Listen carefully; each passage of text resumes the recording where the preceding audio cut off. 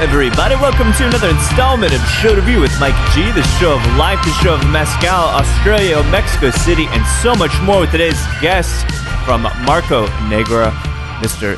Carlos Sada. He's an amazing guy into great music, and he was actually in town recently to host a Mezcal class at Las Perlas, but also to see the war on drugs at Stubbs.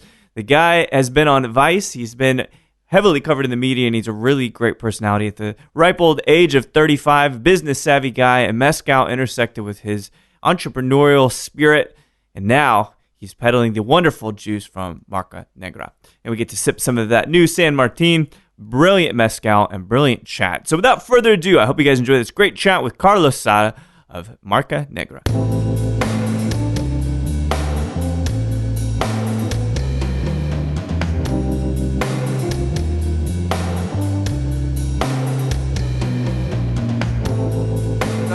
I think for us, and I'm not going to lie, that's a subject that we've thought of it not until lately. You know, when you start a company and a business that grows so fast and it demands so much of your time, it's hard to focus on every aspect of the business. Of course. But it's something, sustainability and waste and pollution is something that's always been on our mind. And we finally had the chance to start, especially in Ajutla, to start dealing with that. Yeah. And Pedro, who's my business partner, and he's who founded Mezcal Marca Negra. Yeah. He's in charge of that area, and he's been in touch with people that are actually giving us consultation on how to deal with these wastes. That's amazing. And doing it directly with the maestro. Yeah. So kind of make it a collaborative thing, so you guys can together move forward with the process that is clean. So when you think, all right, so let's talk about this business part of it, right, for a second. What do you fancy your favorite part of the business? Do you like the marketing piece? Do you like operations? Me? Yeah, personally. When I first started with this business, I really love to go out to sell. Yeah. And to go around and tell people about the story and to educate them. And it's almost been 6 years that I've been in the business. 6 years ago, it was even more fascinating to go out and tell people what mezcal is because no one had a clue about it. Right. 6 years. It was like whole different frontier then. It is. Yeah. I mean, 6 years doesn't sound that much time, but for an industry that's so small, and in terms of, I mean, this industry really has boomed in the last 3-4 years. Yeah. And it's really been on the map for the last, 10 years? I mean, besides the 20 years that Del Maguey has been doing it, and that's a whole different story, but to commercially be out there where you've seen other brands like Alipus or Danzantes that have been in the market for 10, 12, 14 years. I mean, six is a lot. That's a long time, yeah. And the industry has evolved and changed in those past 6 years a lot. So 6 years ago, when I remember I would go out to a restaurant carrying a few bottles of, I used to work with a lot of brands, up to 30 different brands. Jeez. All mezcal? All mezcal. Yeah. All mezcal or agave. Agave. Agave. Like we had some raicillas back then. Wow.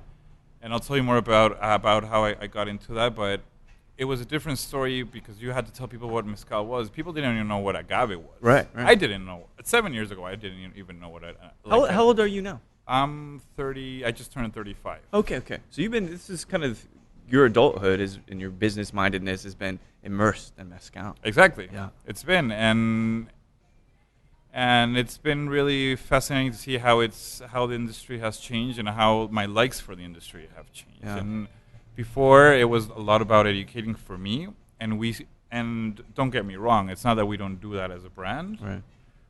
Most of our focus and all of our marketing efforts go towards education and towards telling people about more and more about what mezcal is, and not that much about what mezcal is now, but about the complexity of the category. Sure. But now my role has significantly changed into spreading the word internationally. So now my role is more marketing, and I liaison, or I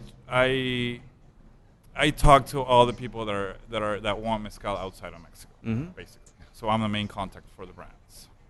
If you think of America as the number one market, what is number two in the world? I'm thinking London, but or UK, but I'm not really sure. I mean, numbers are still a bit shady, and I never rely on the numbers that come out in different articles. If I can tell you from what do you feel like is? Well, I mean, I can tell you from our numbers. Okay. I mean, from our numbers, the U.S. is the number one. Yeah. And now with our new alliance with Phillips Distilling, it's going to be number one by far. Yeah. But in Europe, Europe as a whole would have to be a second place. But a specific country for us would be Germany. Germany is going to, this year, actually in next week, we're going to be in Germany for the Bar Comment, and we're going to be relaunching our brands with a new partner. No kidding. They're actually our new global partner. It's a company called Borco. It's a family-owned company. They own a tequila brand, the biggest tequila brand in Europe. Which one? It's called Sierra Tequila. Okay. You've probably seen the bottle. It's a tequila that's been out there for like 25 years. No kidding. It's a bottle that has a little sombrero on top. Okay, yeah. Like a little red sombrero. And but these guys have great distribution in Germany and Austria, and they also have global presence in 90 countries. Wow. So we found some common ground with them. They're really excited about bringing on mezcal to their portfolio. They don't only do tequila; they do high-end whiskeys, Japanese whiskeys. They do gins, rums. Right. They do a whole family. They have a whole family, and so for now, what we're projecting next year, Germany is going to be our second market. That's so strange. What do you think it resonates in Germany? I have actually my girlfriend's German. Okay. So I've had a chance to blend more into the German culture. Yeah. I've tried to learn how to speak German, but it's way too hard. It's really a tough language. Yeah, it's really, really hard. But what I've noticed that Germans are really curious, and they're really well educated on what they drink and what they consume. Yeah. And for some reason that I can't really explain right now, Germans really like Mexico and Mexican culture. And I think if you put Mexican culture into a spirit with so much tradition, so much complexity, and so much to tell about, it's easy to get them to drink it. Right. You know, I do have a theory, too. Yeah? Meeting people from Ireland quite often, actually, big whiskey movement here in the States. They say, we've never seen anything like Mexico before, right? It's such a foreign terroir, just visually. They haven't seen mountains like that. So in a way, it's like this just amazing oasis in the middle of the desert, and it kind of maybe takes them there, and they wouldn't get a chance to be there otherwise. Mm-hmm. You know, I kind of wonder if that's part of it too. But it's a very smart country, very witty. Yeah. And you're saying Germany. Oh yeah. Yeah. As I'm sure you get all the time from your girlfriends, you know. Yeah. No. I mean, Germany is it's really complex. I mean, and there's this typical, like, this stereotype about the Germans now, that they're strict and they're uptight, and but they also have this soft side. Yeah. That I think that's where mezcal comes in. You know, this emotive side, and most Germans that I've gotten to meet, besides my girlfriend and friends that I made over there, they're people that are sensitive, just as Mexicans are. Mm-hmm. And I think that's where the space opens for them to really embrace other cultures and embrace Mexican culture, which Mexican culture and mezcal specifically, that represents our culture in so many ways. I think that's where mezcal really goes well. Where it finds its pocket. Where it finds its pocket. Yeah, exactly. It makes a lot of sense. Mm-hmm. Well, so then we're going back. Was mezcal? All right. So we talk about you as a kid, right? Mm-hmm. What kind of kid were you? Were you playing music? Were you into math? Were you into science? What kinds of things really interest you growing up outside of Mexico City? I was, what kind of kid I was? I was just a really bad behaved kid. I really was. Yeah? I really was. I mean, I grew up in a family that was really loving, but both my parents. Right. I have an older sister, and when I was a kid, I had a lot of energy. Yeah. I loved sports. I grew You're up. pretty tall, so it was soccer? Sorry? Football? No, I actually football, American Yeah. football. Oh, American football. American football, Yeah. which, believe it or not, it's quite big in Mexico. Yeah. And most of my life, since I think I was 8 years old, I started playing football up to when I was 18 years old. Were defined by me playing in football teams. No kidding. What position, given your build? I played as a wide receiver. I played as a okay. tight end. Yeah. And mostly those. That makes sense. Those Receiver for sure. Yeah. Yeah. And I really enjoyed that. And I think that's still one of the sports that I still really like and follow. Yeah. Not as much as I hoped I did, but I really like football, American football, because it's a team sport. Right.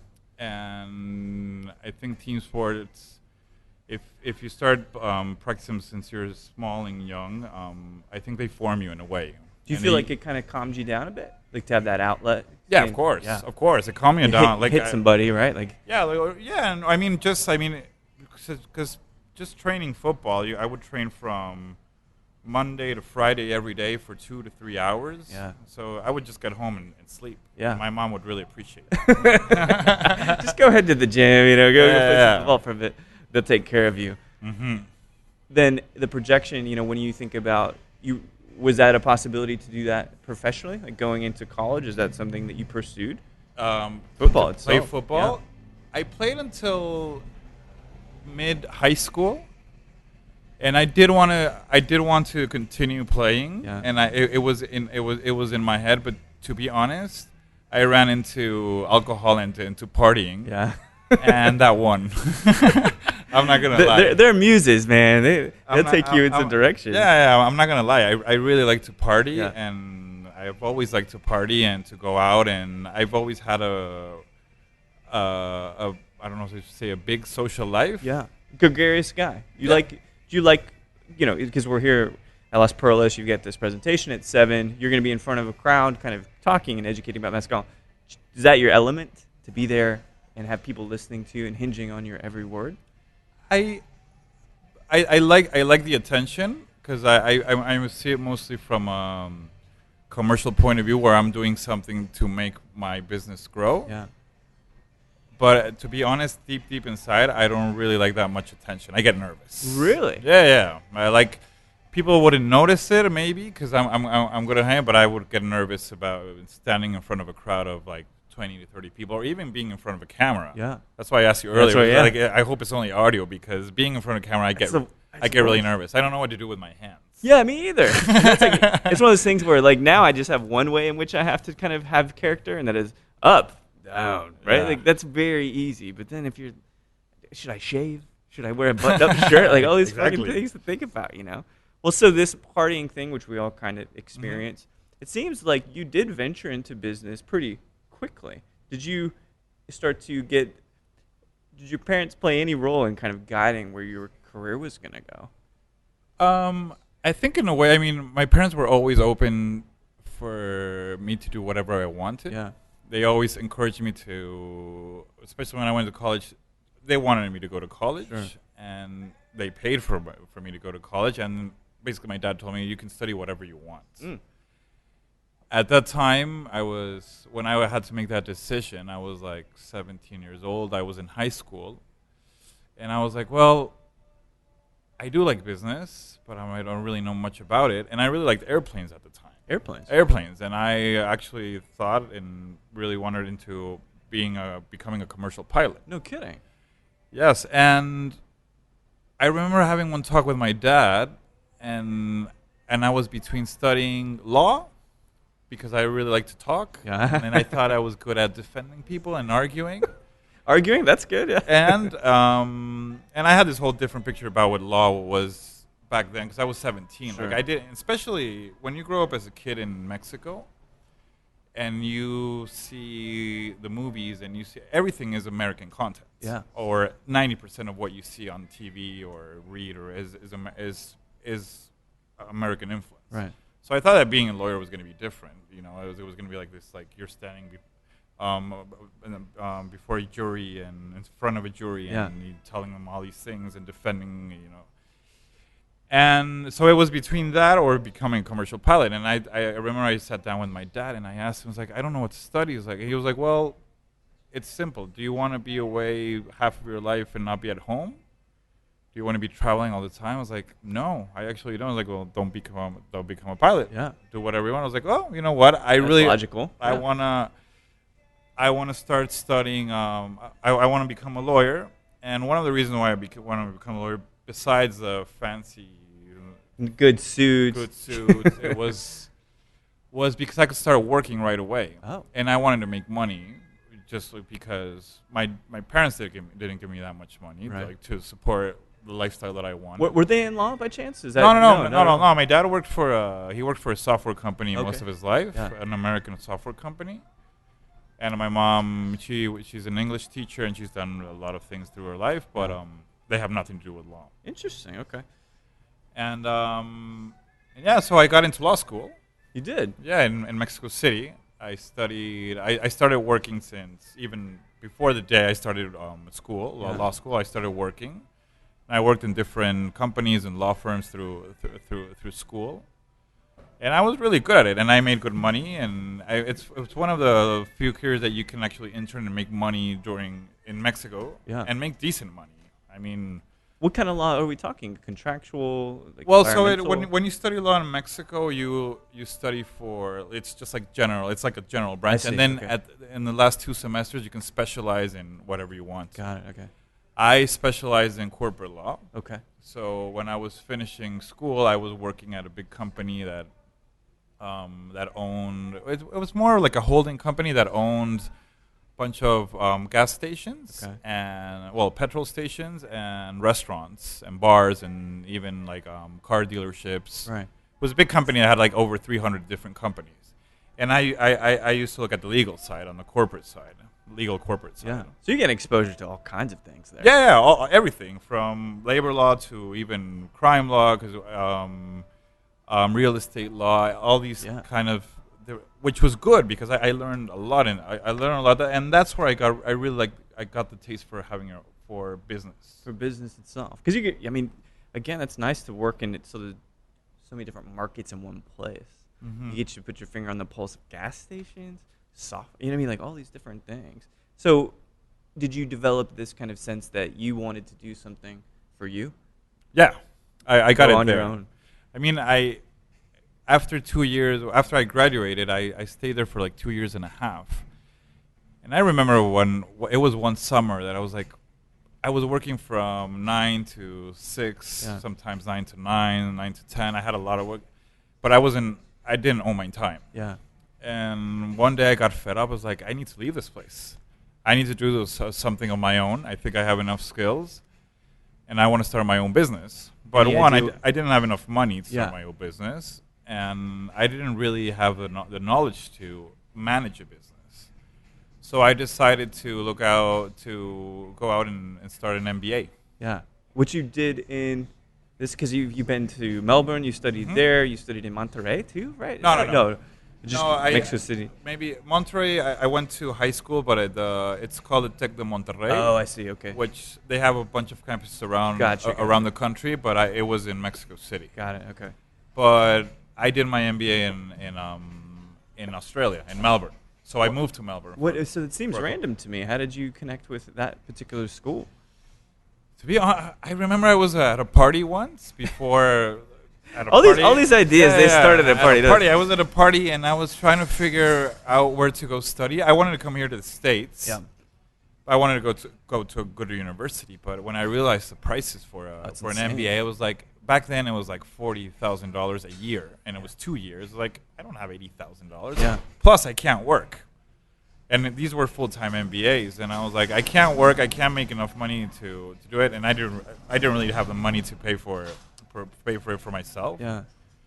So I started looking into other options. Someone at a party told me, you should look into Australia.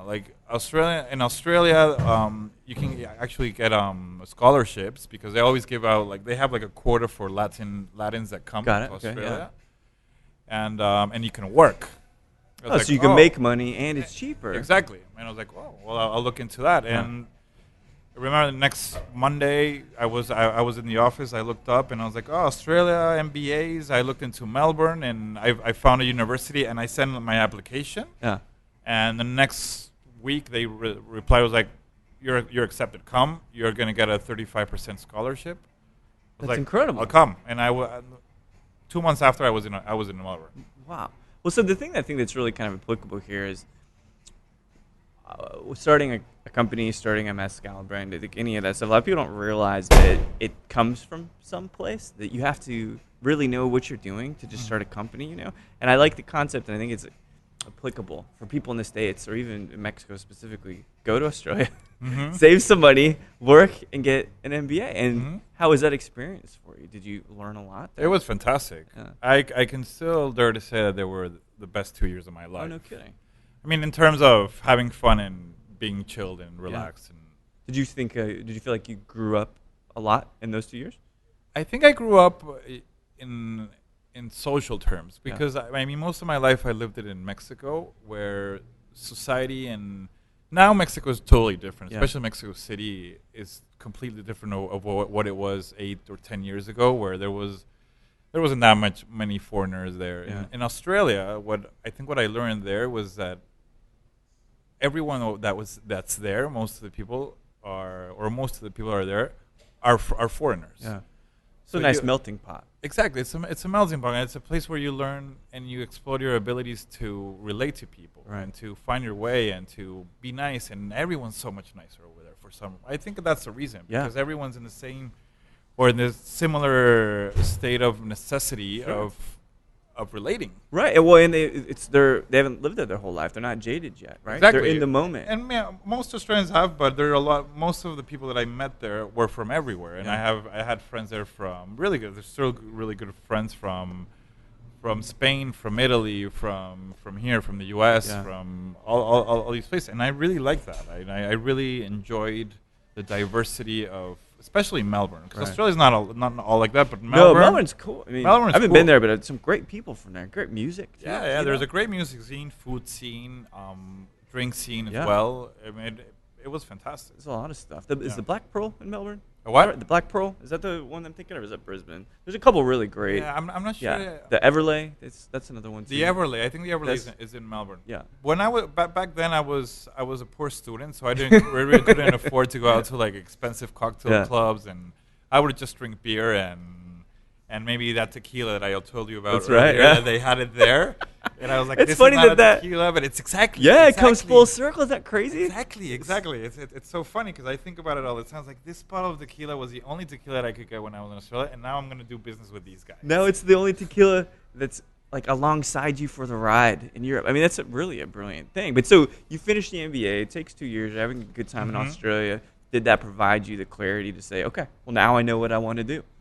Not really. Well, when I worked in Australia, I worked most of my time as a waiter, and then I ended up managing a restaurant. Yeah. It was like a bistro, like an Italian bistro, which I really enjoyed and I really loved. Yeah. And when I was back there, I knew that I had to come back to Mexico because, I mean, I only had a visa for 2 years.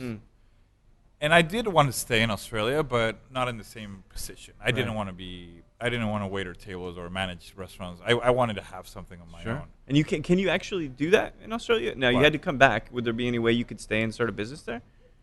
I tried.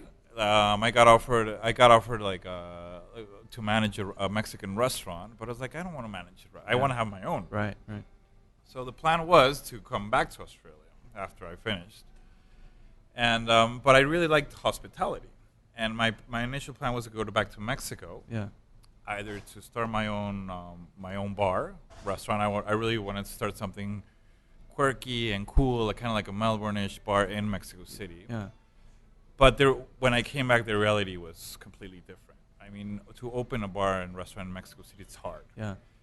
It's hard because it's a business that does not depend on you completely. And what I mean by that is, like, example, you get an alcohol license, and then maybe in a year, if there's elections and government's corrupt, which it is mostly, they'll come around and be like, hey, you need to give me money or you need to bribe me if you want to keep your alcohol license. Oh, jeez. And that happens a lot. I have a lot of friends that own, and own bars and restaurants, and it's really it's a really unsafe. I don't want to say unsafe business, but it's not a stable business. Unstable. And I realized that when I came back, at the moment I had a girlfriend from Australia. Yeah. She came with you. She came with me. Cool. So most of my of the reason for me to I wanted to come back to Australia because my girlfriend was from there, and eventually we wanted to come back to Australia. But I wanted to come with something in my hands. Yeah. And that's when I turned into mezcal. Really? Yeah, and that was the main reason. I was like, I want to go back to Australia, and I was like, what can I take back to Australia? What can I take back to Australia that's cool, that represents Mexico, that's mine, that I can do, And the day I got off the airplane to come back to Mexico from Australia, a friend of mine who was actually Australian and had been living in Mexico for a few months. Strange, yeah. He was like, hey, let's go have a mezcal. I was like, a mezcal? I was like, what is a mezcal? He's like, it's like a tequila, but it's better. I was like, okay, let's go. So he took me down to Condesa. I remember so well about that day. He took me down to Condesa to a place called La Botica. You know La Botica? Yeah. La Botica is their mezcal bars owned by the guys that own Mezcales de Leyenda. Oh, okay. Danny. Danny is he's a New partner York, right? in New York. Yeah. In New York, but the guys in Mexico, those are the guys that own the No bars, kidding. and they have like 3 or 4 of them in Mexico City. Yeah. And he takes me there, and I started drinking mezcal. I was like, oh, this is really good, and I got wasted on mezcal that day. I remember, and really cheap. It was really cheap mezcal back then. It was like 40 pesos, which is probably like $2 a copita, or like a shot of mezcal. And I got really drunk, but I remember I was like, this is what I have to take to Australia. People are gonna love this in Australia, and it's Mexican and it's cool. And I remember there was a guy at the bar telling me what mezcal was, and next day I woke up really hungover. I wasn't that hungover, which was surprising. And I woke up and I was like, I'm going to start doing some research. So I went on my computer, started doing some research, and I started to see what brands were out there and what was mezcal. And I got into a bit of information. And the first brand that I ran into, guess which one was it? In terms of information? Yeah. Well, Del Maguey, right? Del Maguey. Yeah. Del Maguey was already being imported into Australia. Oh, it was? Mm-hmm. And I was like, oh, this is cool. And Pierre de Almas. Pierre de Almas, okay. And Pierre de Almas. Pierre de Almas, I remember had the coolest website. And I was like, wow, these guys have really cool brands. Yeah. They sell in a lot of places. I was like, this is a good business. Like, this is a cool business. Yeah. And I started getting into it. And one thing led to another. I needed to get a job when I came back to Mexico. And it turned out that the company that I worked for before leaving, where I was in the legal department, they owned and managed the Museum of Tequila and Mezcal in Mexico City. Oh, wow. Which is called the MUTEM, or that's the abbreviation. And they offered me to manage the restaurant there. I was like, well, I'll take this job, and I want to learn about mezcal, so I think I was like the perfect fit. Yeah. So I worked there for like 3 or 4 months, and I met a lot of people in the industry. Like a lot of producers would come with their bottles and offer them. They wanted to sell it at the bar and at the museum, because we had a full-on museum that I would recommend to go. It's in a beautiful place. It's in Mexico City in Plaza de Garibaldi, where all the mariachis play. It's like really typical near the Zócalo, like near the heart of downtown. It's Garibaldi, and they have the Museum of Tequila and Mezcal. Sounds like a pretty good museum. I think I'm interested. It's a really cool museum, actually. I think it's a bit too modern for the concept of it, but it's really cool, and that's where I learned what mezcal was. Yeah.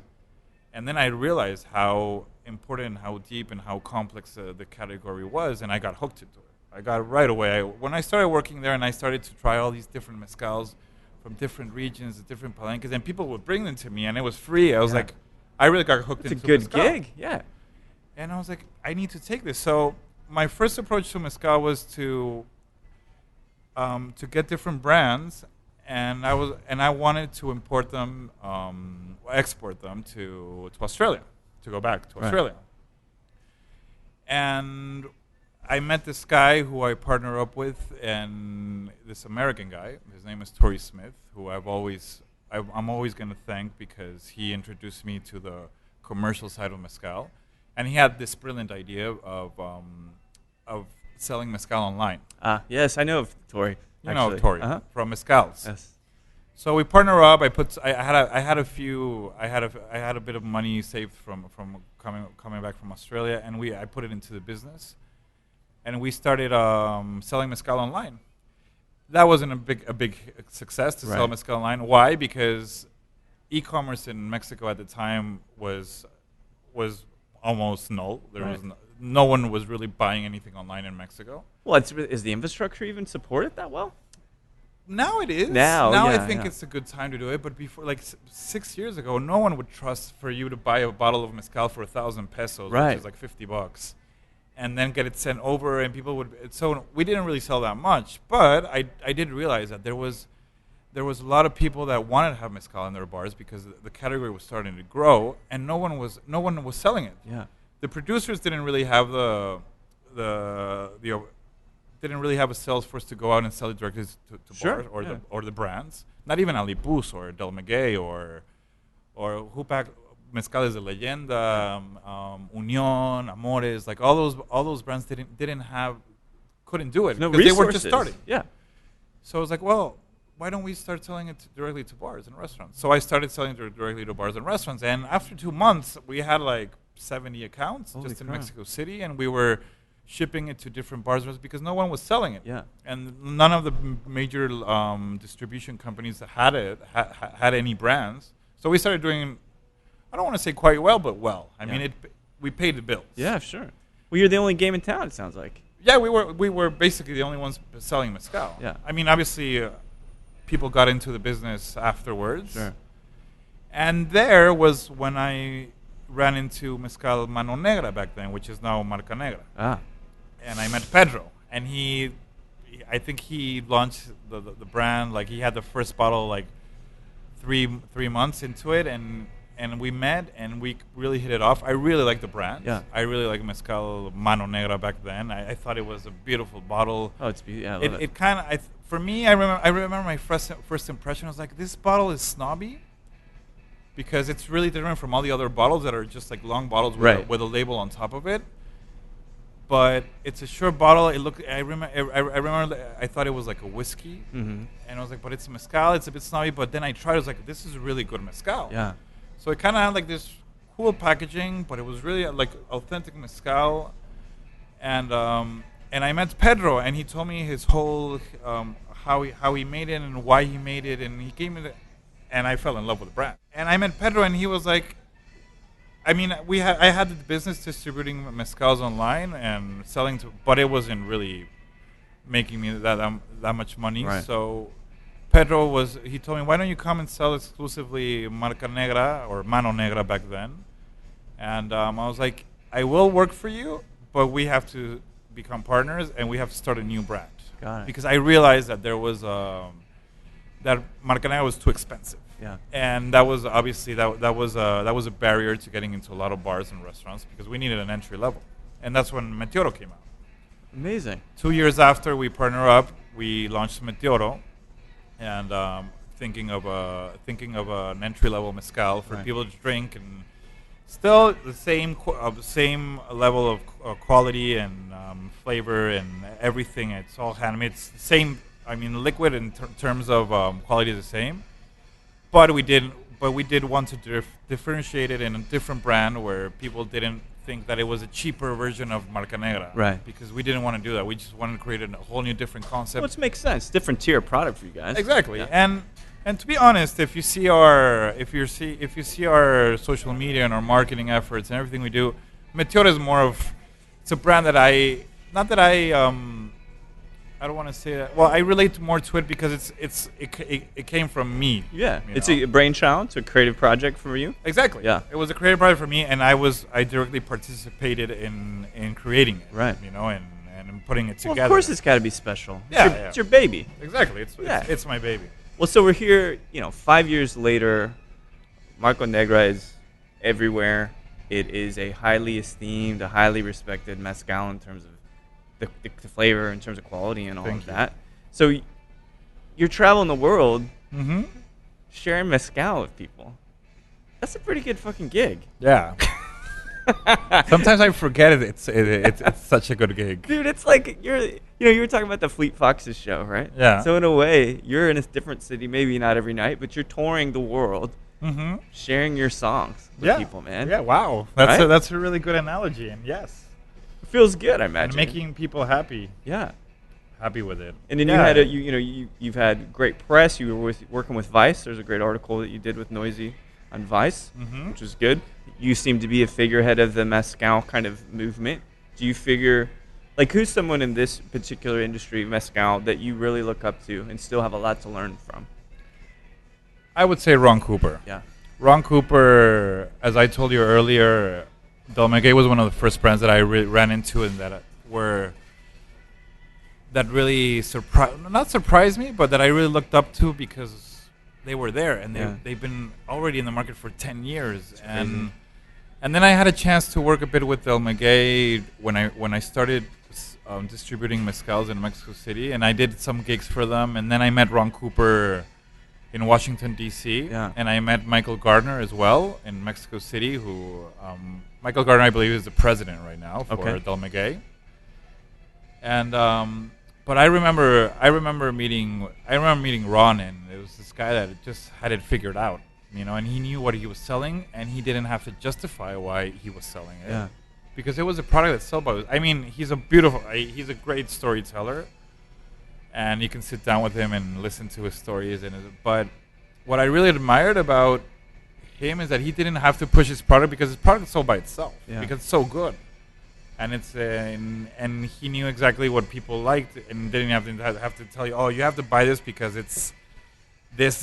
Right. You just have to get people to sip it. Yeah. Just sip it, and it's sold, and that's it. And he was really good making people sip it. Yeah. And liquid to lips, they call it, right? Exactly. So yeah, he's been a massive influence on this industry. I mean, he has an interesting art background too. I mean, there's just lots of components to this guy. Lots of components to Mezcal. It's very deep in art. It's got a cultural heritage and all of that. So I want to talk about, we get a couple, I know you get this, again, it's great because you're at Las Perlas, you're in Austin, probably the second time in a couple months, which you maybe didn't expect. I was here too. I was here when they opened this place 2 weeks ago. They're going to have to put a picture of you on the back. No, I think we have to. This is a beautiful place. It's really rad, isn't it? That's why I was really happy to come back here. I think the original Las Perlas in LA has always, and it's been around for a while now, right? What, at least 5 years? Yeah. And they do a fantastic job about promoting mezcal and getting people and educating about mezcal. And now they're doing it here in Austin, which I think is even more fantastic. It's a great market for it, and I think people will warmly receive all of the wonderful information you have to impart. Exactly. So let's talk about, and we kind of kicked this off starting to talk about the San Martin, and you guys kind of leasing a distillery, having your materials there, kind of operating. It was a really interesting process. This is the latest release. Yeah, this is our latest release along with the Ensemble. Okay, so this San Martin, which actually it's spelled together as San Martin. I don't know why, but that's how the maestros spell it, and we respect that. Yeah, as we respect anything they make. Sure.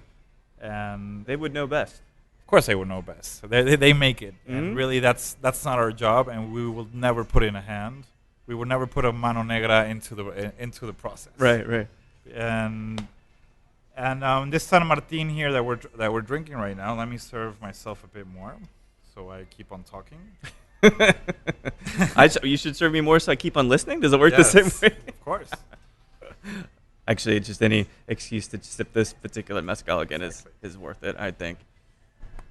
This San Martin, as I was telling you earlier, is a Karwinski. Yeah. And it's a Karwinski that's from the area of Ejutla. That's how they call this particular Karwinski in Ejutla.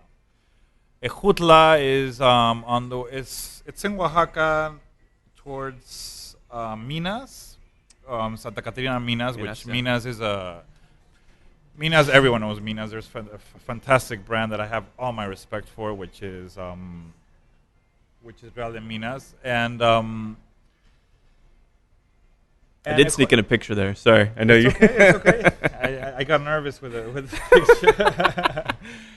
But Ejutla I mean, I've only been there once, and I really want to go. I really want to go back. As I was telling you before, I haven't had the chance to be in Oaxaca as much as I wanted to. Yeah. Pedro, who's the CEO of the company and the founder of Marca Negra, and a really good friend of mine, he spends most of his time there. And his role is obviously more dedicated into production and to in all the relationships with the maestros and but Ejutla is a beautiful place where I think there's not that many distilleries as you would see in San Luis or Matatlan or Minas or Yegolay, maybe.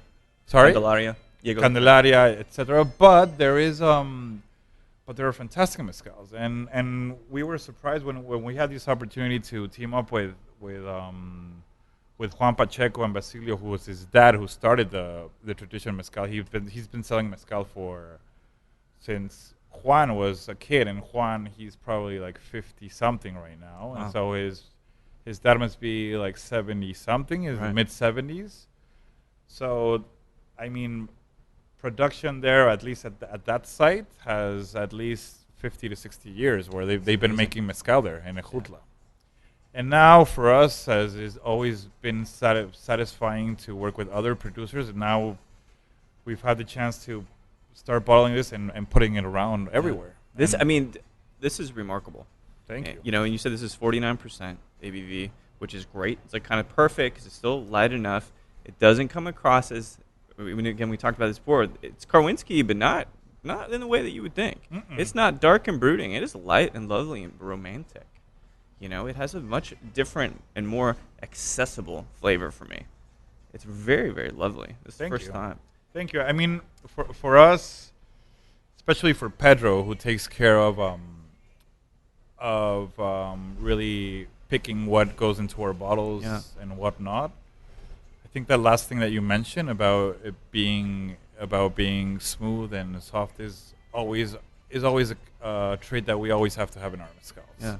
And we have mezcals that range, usually Marca Negra range always from like the low 48s up to like 53, 54. Yeah.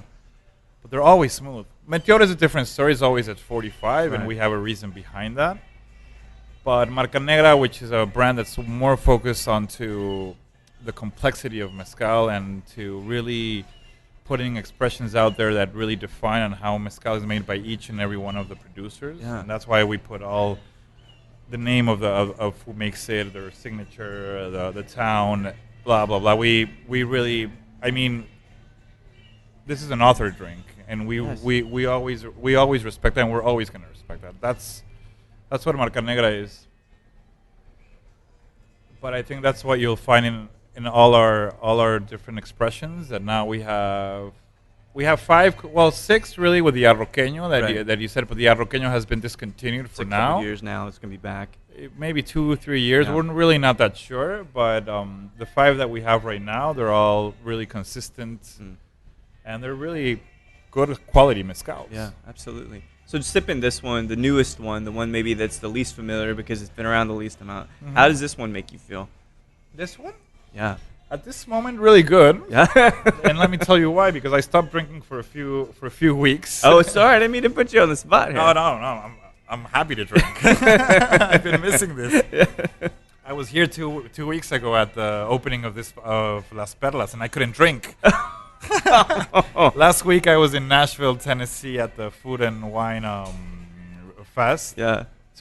Really cool. It's a really cool city, Nashville, and I couldn't eat or drink anything. Oh man! And now yesterday I could finally drink some mezcal and beer, and it happens to be that this mezcal is actually chili. You know why? Why? Because I brought it from Denver, and the airplane was really cold. And yeah, look, fill the bottle.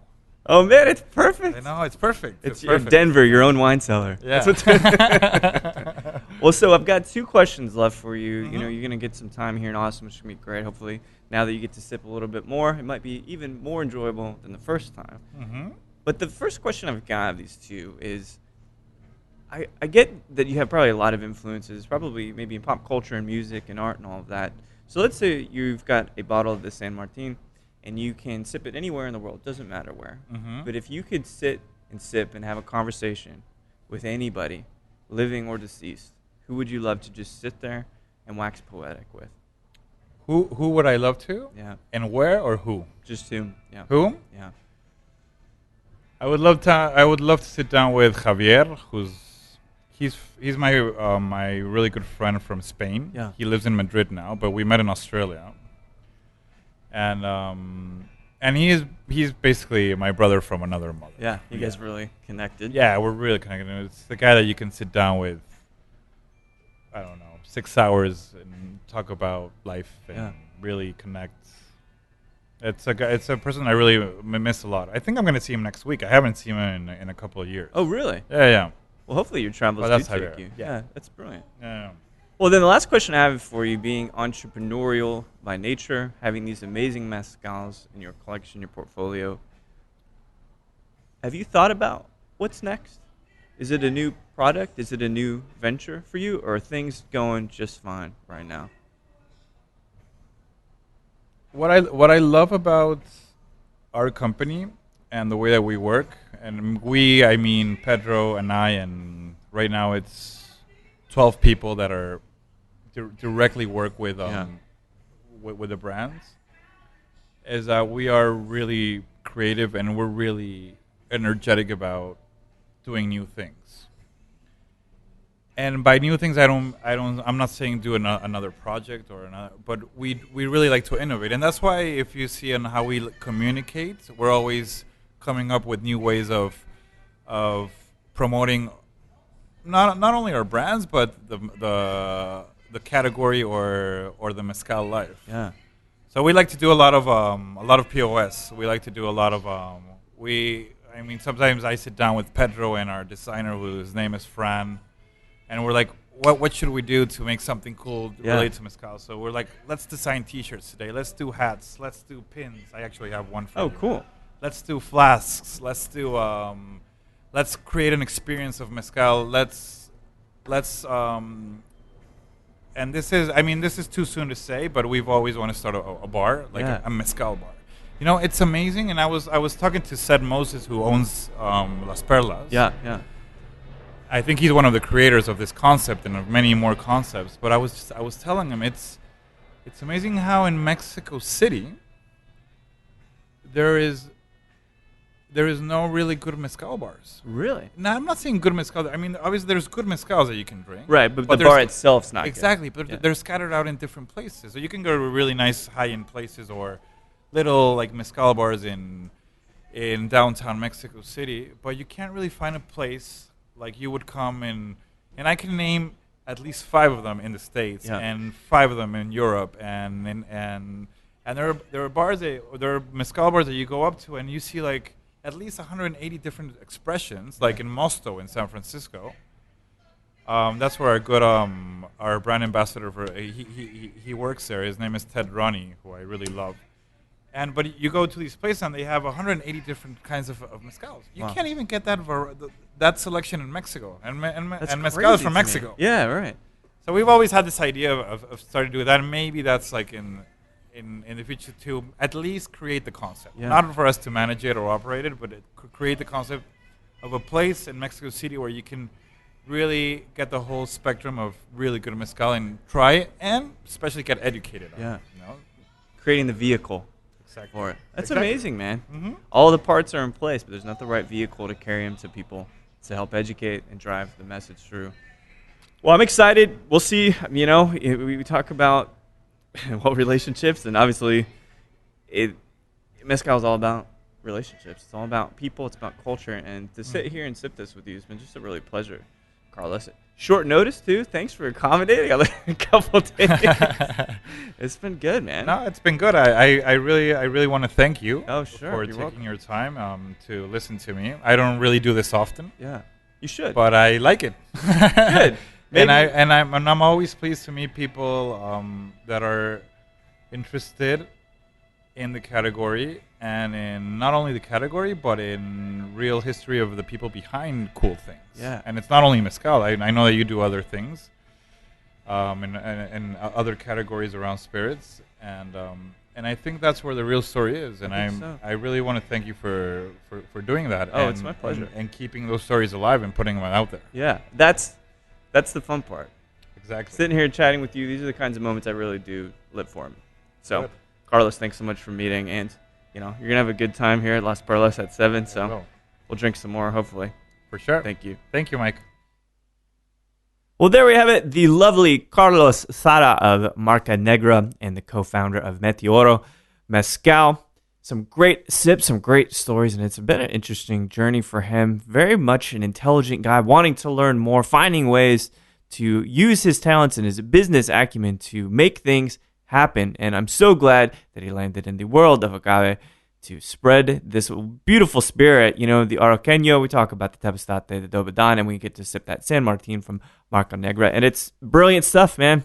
You guys are putting out great products. And so thanks so much for taking the time to sit down and chat with me. We'll have to catch a show sometime soon.